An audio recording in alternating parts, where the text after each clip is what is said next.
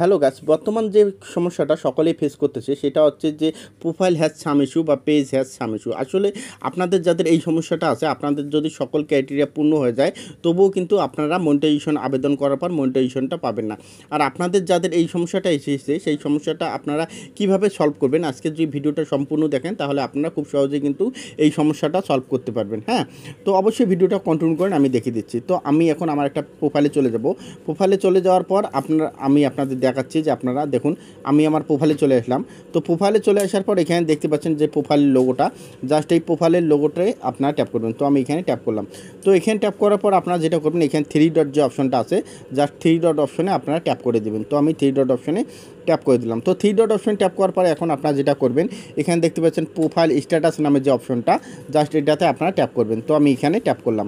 তো এখানে ট্যাপ করার পর এখানে দেখতে পাচ্ছেন যে আমার কিন্তু এখানে দেখাচ্ছে প্রোফাইল হ্যাজ সাম ইস্যু, আর এখানে নিচে দেখাচ্ছে সেক্সুয়াল অ্যাক্টিভিটি।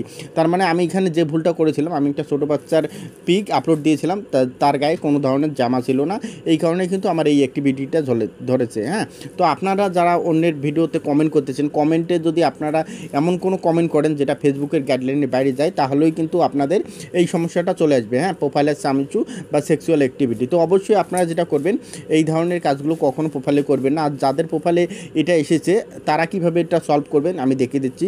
তো প্রথমে আপনারা যেটা করবেন, এখান থেকে একটা স্ক্রিনশট নিয়ে নেবেন। আপনাদের যে প্রোফাইলে হয় প্রোফাইলে, বা আপনাদের পেজে যদি হয় পেজের, আপনারা এখান থেকে একটা স্ক্রিনশট নিয়ে নেবেন।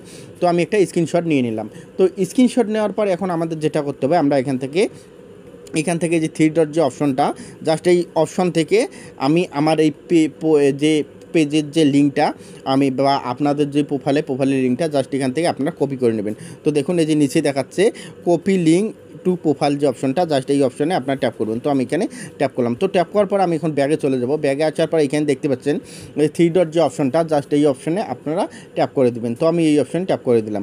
তো এই অপশনে ট্যাপ করার পর এখন আপনারা নিচে চলে আসবেন। নিচে আসার পর এখানে দেখতে পাচ্ছেন রিপোর্টে প্রবলেম যে অপশনটা, জাস্ট এই অপশনে আপনারা ট্যাপ করে দেবেন। তো আমি এখানে ট্যাপ করে দিলাম।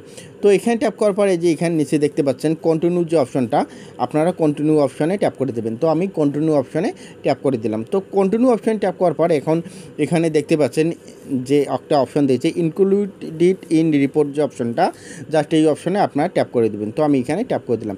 তো এখানে ট্যাপ করার পর আপনাদের যেটা করতে হবে, আপনাদের যদি এই সমস্যাটা প্রোফাইলে হয় তাহলে আপনারা এখান থেকে প্রোফাইল সিলেক্ট করবেন। আর আপনাদের যদি এই সমস্যাটা পেজের মধ্যে হয়, তো আপনারা এখান থেকে নিচ থেকে আপনাদের এই যে পেজ যে অপশনটা, জাস্ট এই পেজ আপনারা সিলেক্ট করবেন। তো আমার যেহেতু প্রোফাইলের সমস্যা, তো আমি এখান থেকে এই যে প্রোফাইল যে অপশনটা, জাস্ট এই প্রোফাইলে আমি ক্লিক করব। তো আমি প্রোফাইলে ক্লিক করলাম।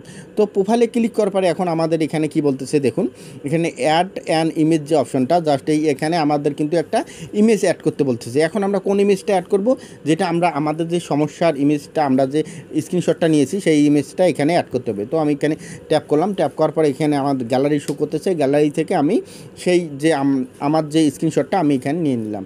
নিয়ে নেওয়ার পর এখানে দেখতে পাচ্ছেন এখানে আমাদের কিন্তু এই যে ফাঁকা যে বক্সটা দেখাচ্ছে, এখানে কিন্তু আমাদের পূর্ণাঙ্গভাবে লিখতে হবে যে আমরা কিসের উপর ভিত্তি করে ফেসবুক টিমের কাছে আবেদনটা করতেছি। হ্যাঁ, তো আমাদের এটা কিন্তু ফেসবুক টিমকে বুঝিয়ে বলতে হবে। তো আমি আগে থেকে লিখে রেখেছি আমার নোটপ্যাডে। তো আমি ওখান থেকে জাস্ট কপি করে এনে এখানে পেস্ট করে দেবো। তো আমি এখান থেকে আমার নোটপ্যাডে চলে গেলাম। তো দেখুন আমার নোটপ্যাডে চলে আসলাম।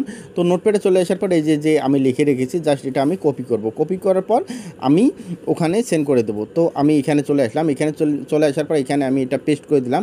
পেস্ট করে দেওয়ার পর এখন আমাদের যেটা করতে হবে, এখানে দেখতে পাচ্ছেন যে এখানে দেখা যাচ্ছে মাই পেজ লিঙ্ক। আপনাদের যদি প্রোফাইল হয় আপনারা এখানে প্রোফাইল লিখবেন। তো আমার যেহেতু প্রোফাইল, তো আমি এখান থেকে প্রোফাইল লিখব জাস্ট।